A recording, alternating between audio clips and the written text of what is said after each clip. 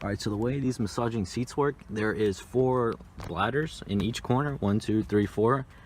And unfortunately on my car, this one was filled at maximum. Like, it was like a huge just ball right here, and you couldn't even sit straight. And like, I test drove it and it was like hurting my back, and it gave me a lot of leverage to get a good deal on the car. And I looked online, there was no really tutorials, so I go ahead and make this one. And then also for the back, there is also another 3. So there's one at the bottom, middle, and top. And the way you get to those is with this little button here.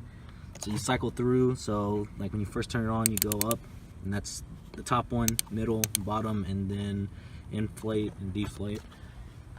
And again, you can also get the tubes that connect to these and unhook them. So if any one of these are hooked up and filled up, you can let them all out of air. All right, so starting off, there's these 2 hooks.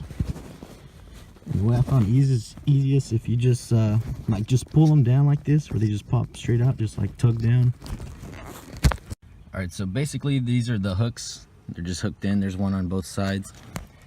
So once you pull that up, then you can see all these tubes. So these colored tubes are what holds the air for the massaging seats. So the bladders on the top and bottom.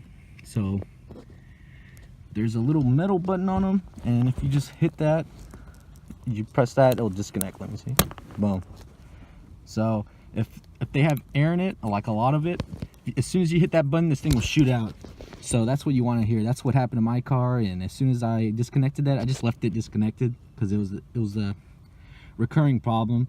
So there you go. And you can keep the massaging function. It's just when it gets to that bladder to fill up with air, it just doesn't fill it up, which is perfectly fine as long as it's not stabbing me in the back. So there you go.